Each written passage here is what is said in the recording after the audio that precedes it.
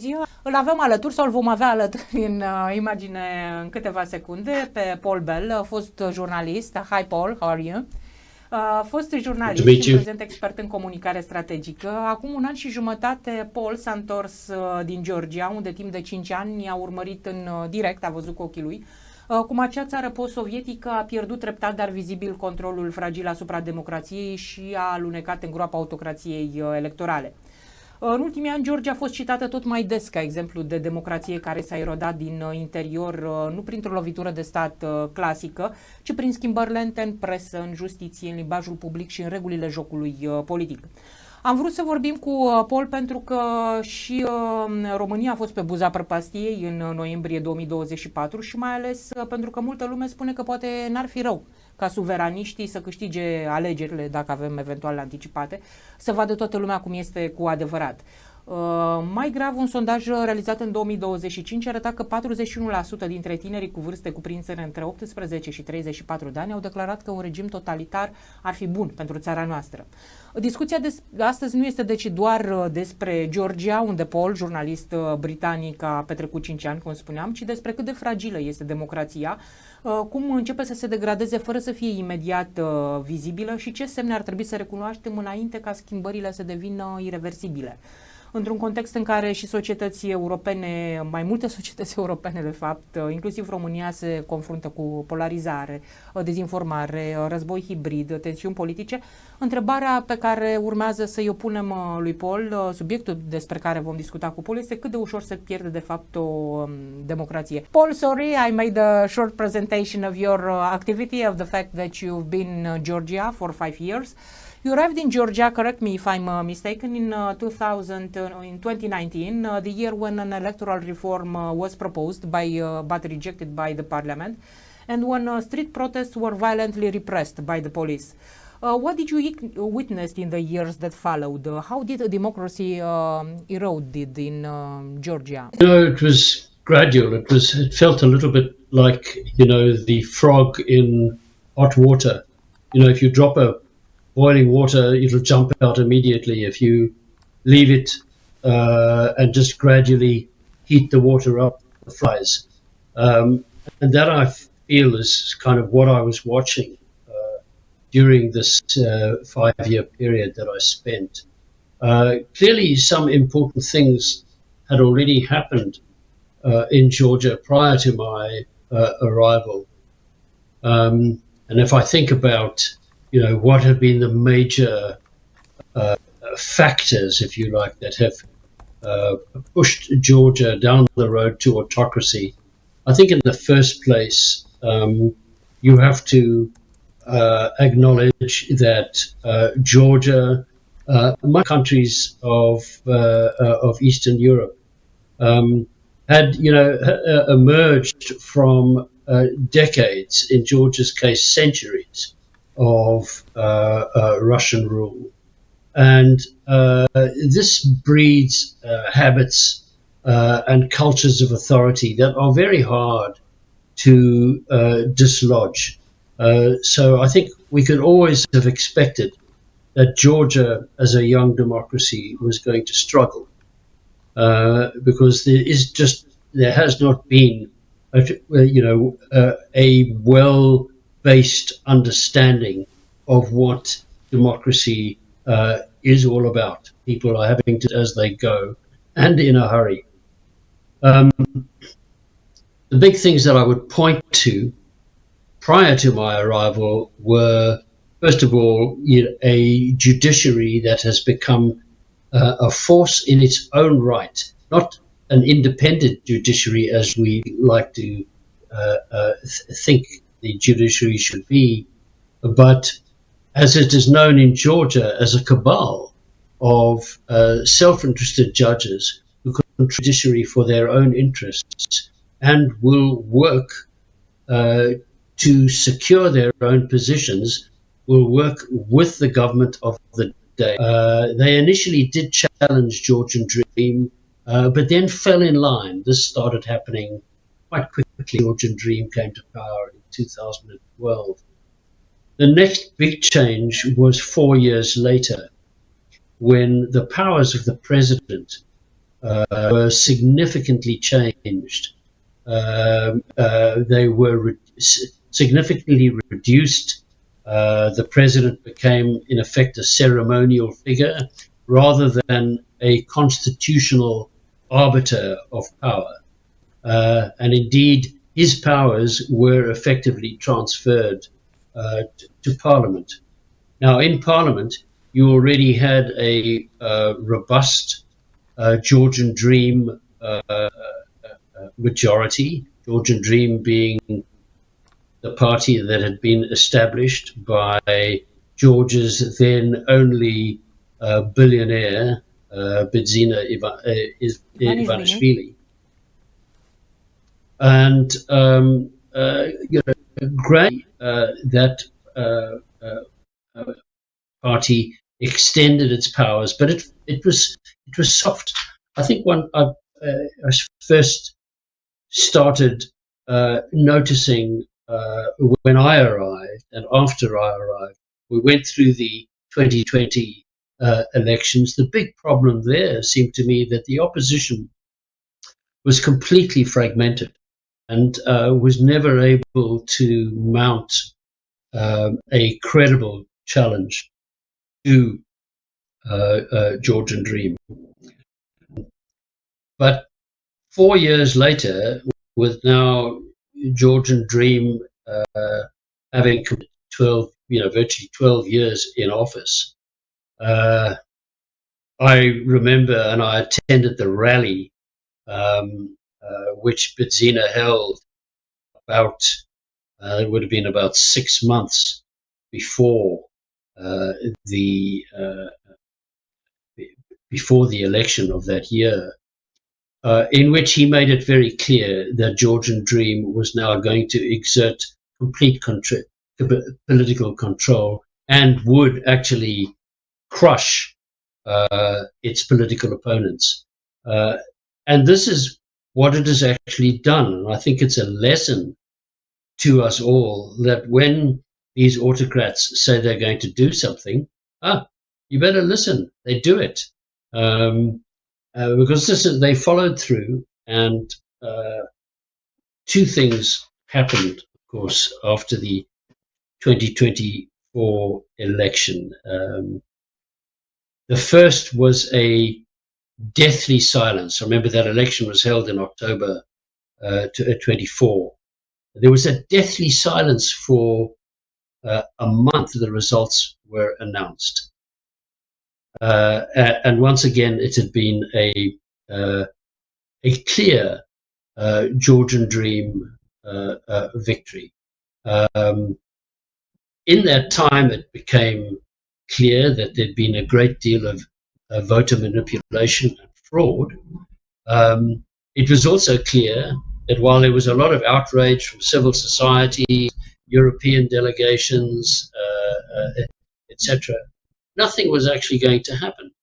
The government certainly wasn't going to investigate. And yet this sort of gaze fell across over the country. People were stunned. They weren't quite sure how to respond. I think they had been perhaps fooling themselves that this was going to be any other way. I, before the elections, had thought that regardless of what opinion polls were saying, Georgian Dream would never lose these elections because the stakes were far too high for the cabal of power that controls the country. So one way and another, they were going to ensure that they got the outcome they wanted.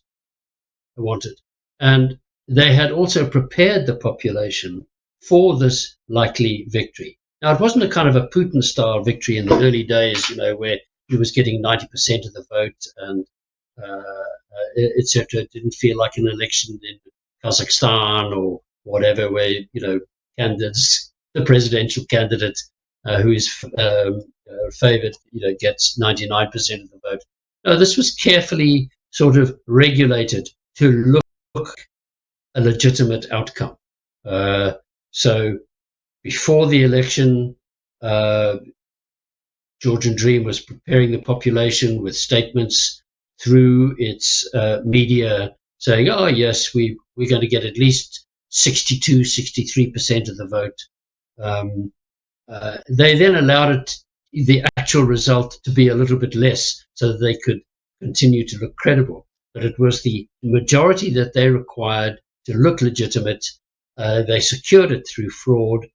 And from there, they then went on to pass all of the measures that were needed to control civil society, control political parties, make sure that nobody could operate without their approval. And that was either through cutting off their funds or fining and jailing political people that they decided were guilty of resistance or dissent. Sorry, that's a long speech, but that's kind of how things went.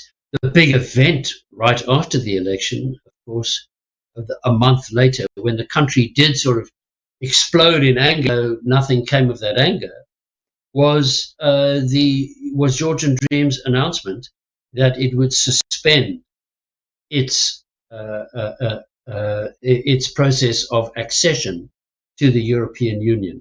You'll probably recall that some years before, Ukraine, Moldova, and Georgia had all been accepted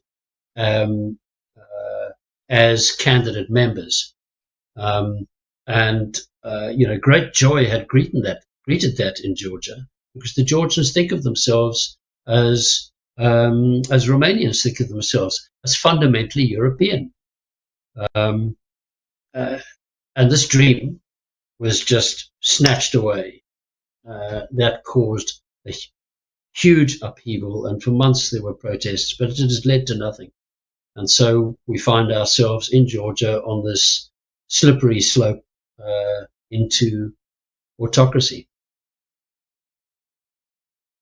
Proved to be the Georgian nightmare after all. And I'd like to ask you, on 30 December 2023, 2 weeks after Georgia received European Union candidate status, the ruling party, the Georgian Dreams that you mentioned, elected its founder, the Mr. Ivanishvili, as its honorary chair. This marked a surprising return to politics for Ivanishvili, a man who made his fortune, as I understood, in Russia. Correct me if I'm mistaken, please. That is correct. Why did he return, in your opinion? Was he making the game of the Russians? Is he on the Russia play role? I don't doubt that he has significant connections to Russia. Russia, collaborating with Russia, if you are a Georgian politician, obviously collaborating with them is a dangerous path to tread, because there is no love lost between most Georgians and the Russians. Why would they be? I mean, the Russians oppressed them for 200 years, so more than 250 years. So there is a great deal of unease regarding Russia in Georgia. I mean, it is interesting. You will see, when I say it's not just unease, it's virtually antipathy. You will see a declining number of young people, for example, learning Russian, which was absolutely a second language. In fact, a co-equal language with Georgian until 1990. Now that has changed. People are no longer speaking Russian. Many in the country sort of understand that Russia is always going to be a geopolitical reality. It's inescapable. But they have no great desire to be any closer than they have been. And certainly we're trying to push towards the European Union and towards NATO as bulwarks, if you like, against a form of kind of neo-colonialism or neo-imperialism that Russia would naturally try to assert on Georgia, and as it has tried to assert on other states in the region in recent years. But so those connections. Sorry, your question. Sorry, but in your opinion, what role did Russia play in the erosion of democracy in Georgia? Well, I think it's been clear that, first of all, they have enabled the development of narratives that have opposed further integration with Europe. Georgian Dream has very much adopted the Russian narratives of a corrupt, irreligious West, that Georgia is a bastion of Christian civilization. There were issues around, for example, homophobia. They fought, in effect, the kind of culture wars that Russia has fought across Europe and indeed with its own population. So that was a very influential means of doing so. The other thing I think is economic, and there's a much deeper story to be told than I can reflect here. But obviously there is a high degree of dependence on Russia for foodstuffs, for energy supply, for other forms of import, and at the same time, Russia is a major market for Georgian goods. So I think we've got beyond the point where Russia needs to invade Georgia again to exert its control. It's able to do so through, dollars and rubles, by buying into strategic parts of the economy and, just making what relative wealth it has felt inside the Georgian economy, creating that sort of dependence, which they want Georgia to be a greater dependency than it was threatening to become. Certainly, if it went to Europe. This backsliding of democracy in Georgia was a gradual process. Didn't happen overnight. Georgian Dream took some years to prove that they are in fact a Georgian nightmare. In your opinion, how do people come to accept or normalize the gradual restrictions of freedom? Because there were a few stages of losing democracy in Georgia.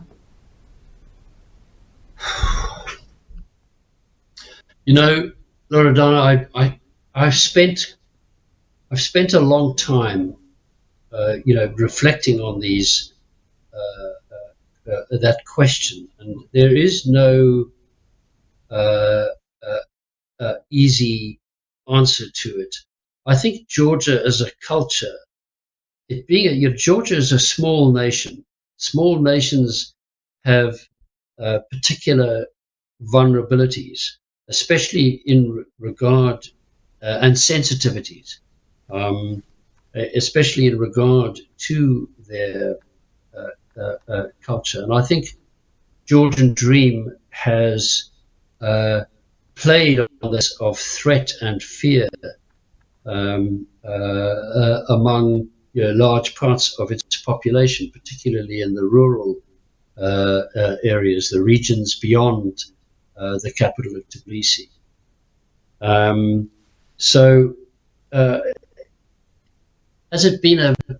It has been a gradual place. There's a process. There's no question, though, that process has accelerated with the suppression of active political debate. It's been driven back to where it was in the Soviet Union, where anything can be discussed at the kitchen table. but no longer comfortably or safely on the streets. So public dissent has and discourse around these issues has been driven out slowly out of the public square, if you like, into private spaces, and so it creates a kind of a deadening blanket on public discussion of the issues of the day, and that is absolutely the right kind of information environment. There is an increasing acceptance of government narratives about what the future of the country should be, how it is performing as an economy, etc. But yeah, I do think this process has accelerated because of measures that government has taken. From your experience, because you've been not only in Georgia but also in South Africa in difficult times, for a democracy to fail, to be put in peril, it's the press who fails first, the judiciary system, or the way people speak to each other, or all of this accumulated? Obviously, it's a combination of things.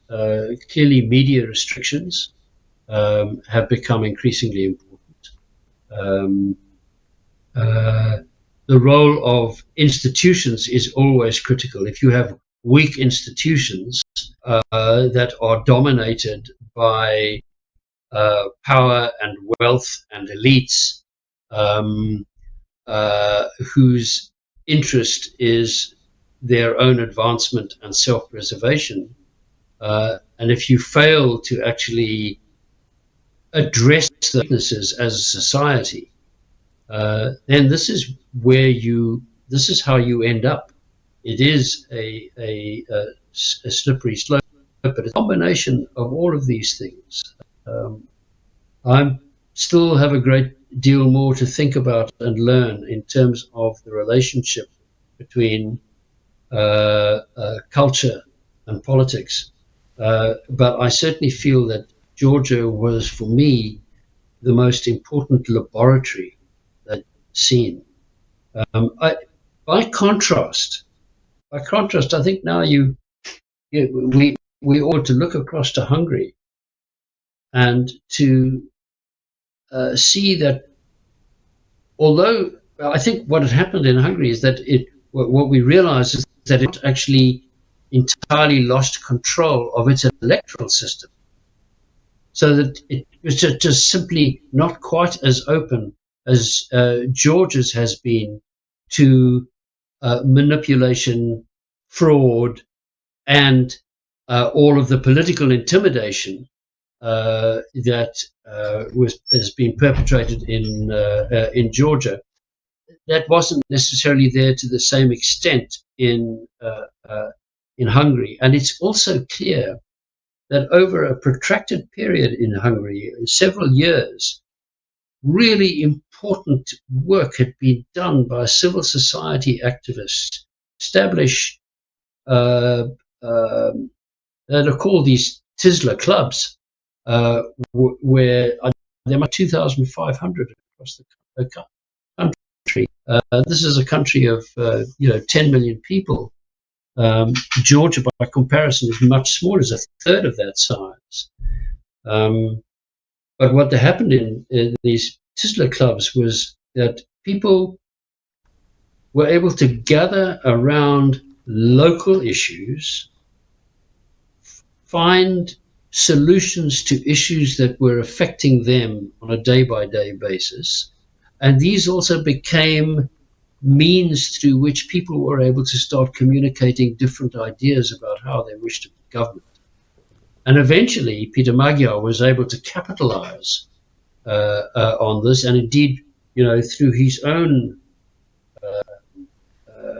peregrinations, his travels through the country over that period, was able to tap into the work of those 2,500 clubs that had grown up in these villages. This is really incredible work.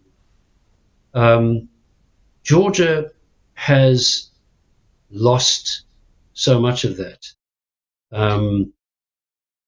The work of organizing by political parties in the countryside has really failed. And I think that's also partly due to a sense, they haven't had the money to do it and so on. But it really does depend on a volunteer community, if you like, to work at this local level to prevent the erosion of democratic norms and to encourage the continuation or the development of a freer discussion, kinds of futures that people want for their country. Paul, a survey conducted in Romania 2 years ago showed that 41% of young people between 18 and 34 years, if I remember correctly, believe a totalitarian regime would be good for Romania. You lived in Georgia, you're no longer there, but I'm sure you have friends, acquaintances who still live there and are living on their own skin, to say it like this, the consequences of a totalitarian regime. What does a totalitarian regime mean? What your friends are telling you about their day-by-day life? It's miserable and they want to get out. Period. More and more Georgians are heading for the door if they can. Those that I know who remain, life is a constant uncertainty. Do I have enough money to get to the end of this week, let alone next month? Life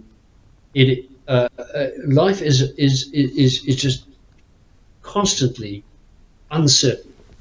There is no political space for discussion.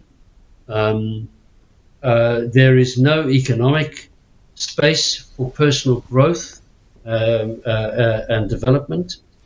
And in terms of social space, polarization is driving wedges between people. Even in as intimate a society as Georgia, which is really a very close-knit. I've never seen a country or experienced a country quite as fiercely close-knit as Georgia is, and yet the politics has created divisions that are really, really hurtful in such a small and intimate society. So, that's what it feels like. And all I say to those 41% of young people who think that somehow this is a good idea in Romania is be very careful what you wish for, because you have no idea. Now, what are you reacting against? You react to the struggle and therefore, in a sense, failure to this point of your economy to be able to provide you with the certainties and hopes that you would naturally want for yourselves. This is a phenomenon that's going on around the world. Yes. So Romania is absolutely not an exception here. The problem becomes when you make the wrong kind of decision about what the cure should be. You think that a totalitarian government is going to kind of sweep away all of this apparent chaos inside your political system, and you're blaming the chaos in the political system for the stagnation of the economy. And yes, there may be a link between the two, but you will not solve it unless you engage with it.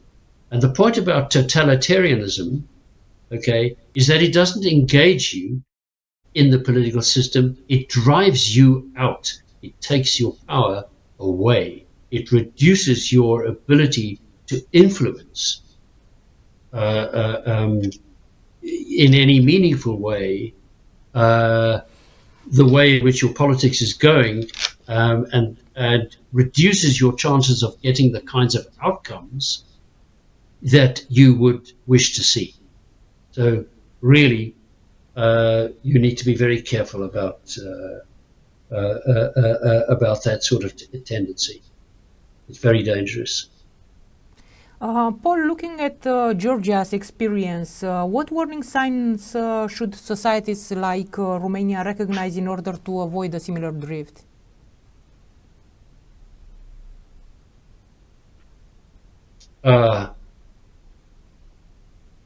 Well, obviously, the independence, the rule of law, erosion of the rule of law, independence of judiciary. As soon as that starts happening, you are starting to drift. The rule of law is a cultural thing as well.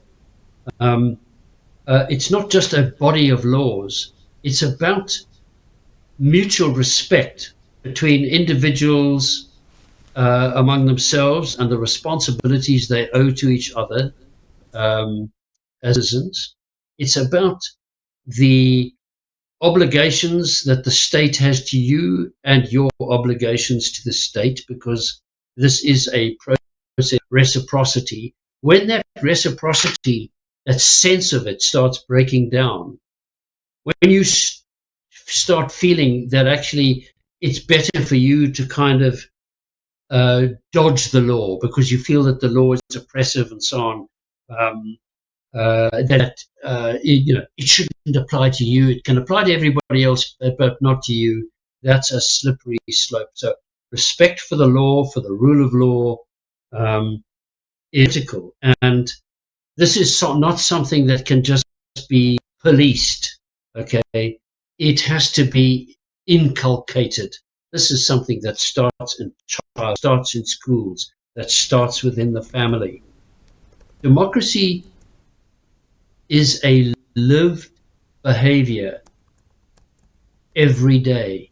It's not a business of going to the polls every 5 years and dropping your ballot into a ballot box. Okay, that's a purely full thing, mechanical. Okay, democracy works only where it is infused by a spirit of democratic behavior, that spirit of mutual responsibility, respect for the law, the desire to find compromise, because compromise is often required to get to the outcomes that work best for the most number of people. These are habits that you have to learn, right? And especially in a relatively younger democracy like Romania's. So, yeah, I would say that you need to look at those signs. If you're looking about where things are going wrong, it's when those values start to fray.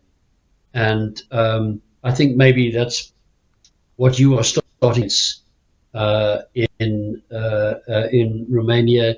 As you quote to me, Loredana, figures like 41% think that maybe we'd be better off under a totalitarian government.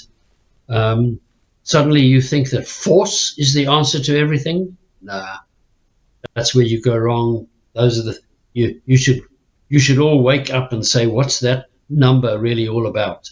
Okay, what does it mean? Because that's the thin edge of the wedge. We have to look more widely across Europe and think about what has happened to confidence in institutions and indeed democracy itself.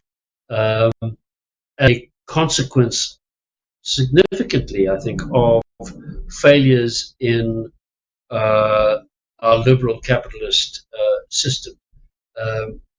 States have expanded, their obligations to citizens. Citizens have continued to demand more on their governments, and yet at the same time, productivity struggling. Manufacturers have been exported to the East.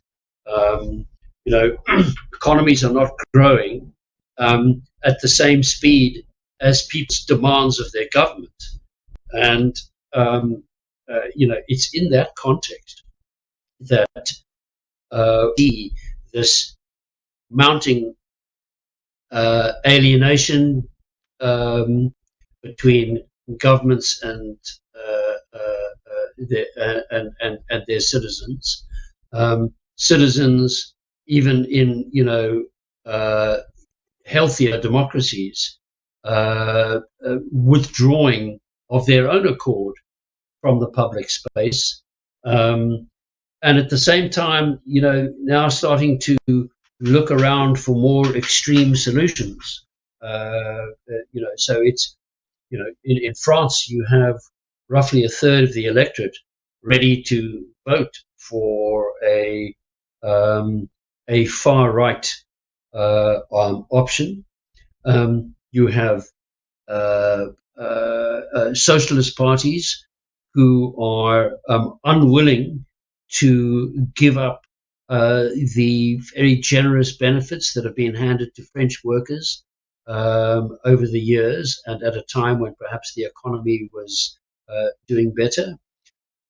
At some point, he has to look itself in the eye and be frank about what it can realistically afford. I think before we started this interview, you were talking about some of the issues that currently confront your own government, which is facing very unpopular. And this is the problem. Across Europe, governments are going to have to make unpopular choices. Yes. The whole, what we call the guns and butter debate in our societies and economies is significant now. Europe is going to have to spend more on defense, spends on defense, the less it has for social welfare programming. Citizens react against this, but they haven't yet alerted themselves to the wider dangers that are now lapping up against the shores of Europe. We only have to look at what's happening in Ukraine. We only have to look at what is happening in the United States to see how these threats are piling in around Europe. Romania is not exempt from that. It's suffering from the same kinds of pressures. But people, the country probably needs to have a very, very serious discussion with itself. Trouble is, for politicians, it's just too damn difficult to tell the truth. Because it's not popular. Talking about complicated topics, in Turda, where we've met, we talked about Brexit. I remember you told me that many British people regret the decision of exiting the European Union now, and that the period leading up to it represented trauma for British people. Can you explain why it was a trauma, and why? How come that they vote for something so regretful finally, with such tough consequences for everybody finally? Well, let's start with the second question first. Why did they vote for Brexit?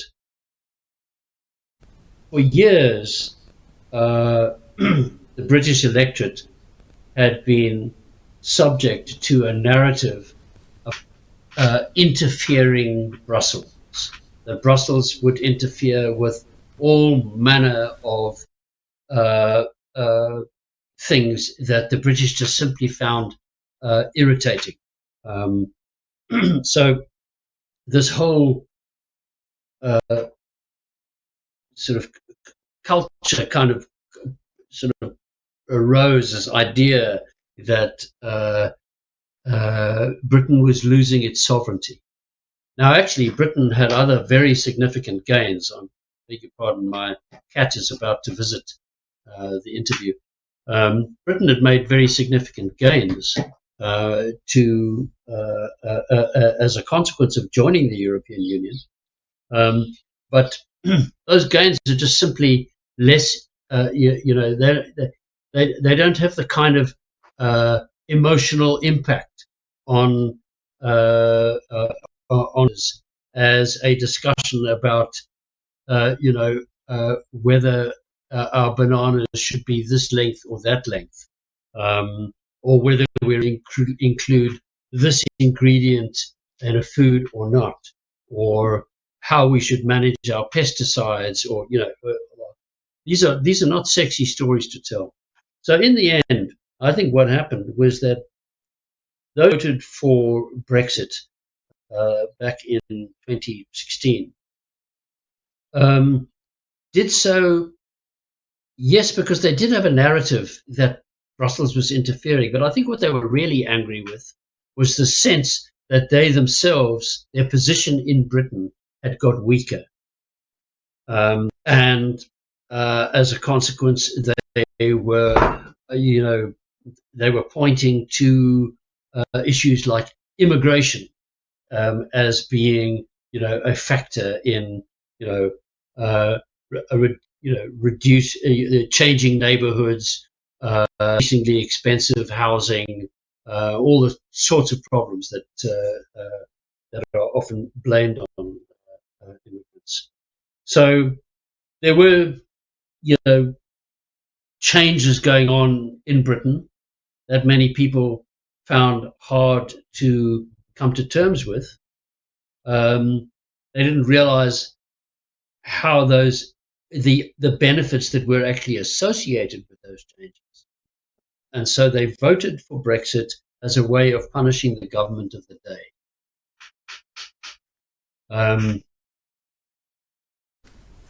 They were promised a great deal more money for the health service, for example. Well, that money's never realized. They were made afraid of a potential wave of immigration.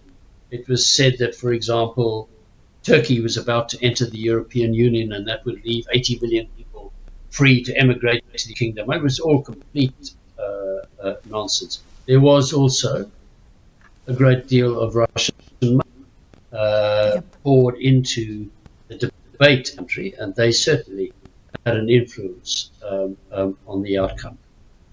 It was a very close vote, 48 to 52. 52 said, yes, we want to leave. And when you have an issue as massive as this, and a population so almost equally divided on the question, yes, you can expect that there would be a great deal of trauma. So much so that we are not over it yet. In the meantime, the evidence has mounted that our immigration problems have become worse since leaving the European Union, and that our economy has actually, the net impact has been, the economy is 4% less than it would have been had we stayed, GDP is 4% less than it would have been had we stayed in the European Union. That 4% is a very significant amount of money, and that significant amount of money would have yielded an equally significant amount of tax revenue, which now has not been available to the British government, and therefore has put a further squeeze on what the government is able to spend on its, in providing services to its people. So, the impacts have been profound, but the trauma too means that it is taking us, and will take us years yet, to get to the point where we can have some kind of rational discussion about what our future with Europe should be. Our government is trying to reach out to Europe to create new arrangements that can act as a sort of substitute for what was lost through Brexit, but it will never be enough. And in the end, we're going to have to ask ourselves that question again. But we're just waiting, if you like, for the shock to sort of reduce. But it was a profound shock to us. Paul, before concluding, I'd like to ask you a question. Russia played a significant role in Brexit and also in the erosion of democracy in Georgia. In Romania, we are under attack. We are in a hybrid war. We are hearing politicians talking about raw exit, and we are hearing politicians talking more and more against European Union, explaining to the Romanians that the European Union is a union, same that you had in UK. And more Romanians want to punish the government. That was the driving force for the British people, you said. Instigated by politicians, they want to punish the government, and some of them are seeing Russia as a solution. Well, as you assisted to the backsliding of the democracy in Georgia and to the Brexit, in your opinion, the civil society, what regular people, ordinary people can do in order to avoid losing the democracy? Because it's a war. We are in a war. I think one of the most important things you must avoid is branding people who think that they want who are saying we should leave the European Union, blah, blah, blah, branding these people as stupid. That's stupid itself, okay? You're just simply alienating the people with whom you have to try to find a greater degree of consensus on what the real issues are all about. You have to try to move away from this culture war frame that the global right has become so adept at developing and driving and creating conflict and polarization within these societies. You can't fight this kind of thing on culture war grounds. I think that's one of the big lessons that is coming out of Hungary. I think too that if you look at America and what is going to need to change in America, if there is to be some kind of post-Trump administration correction of the American democratic experiment, they too are going to have to learn that similar lesson. So you need to be very careful about how you address fellow citizens with ideas that are different to your own.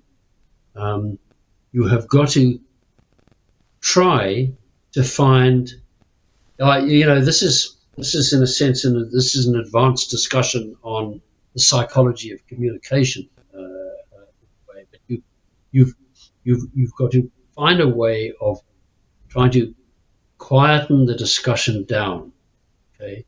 Because it's very difficult to have a rational discussion in a highly emotionally charged atmosphere. And those who want to raise the temperature, they want to raise the temperature in order to make discussion more difficult and to whip up emotions and anger and so on that are going to drive Romania towards mistakes, right? You've got to find a way to kind of tamp things down, cool your jets, as it takes a lot of energy at ground level, and I think, again, I say look to what's happened in Hungary, how people have engaged at ground level around issues that matter to their daily lives. Thank you very much, Paul. We don't realize yet how traumatic this is and how difficult it will be to build the bridges again, because we are not enemies. We are sharing the same country, the same land, the same maybe not values, but after all, we all wish for the same things: to be prosperous, to be happy, to be healthy, to have a healthy family and a good life. There is no point in hating each other, only Russia profits and corrupt politicians. So thank you very much, Paul. No, it's been a pleasure. Just remember, this is ultimately, it's about a state of mind. We're in a psychological war here. You need to understand the psychological dynamics of conflict and figure out best means of stabilizing your national debate. Thank you very much, Loredana. Thank you very much, and see you soon under, I hope, better circumstances. I look forward to it.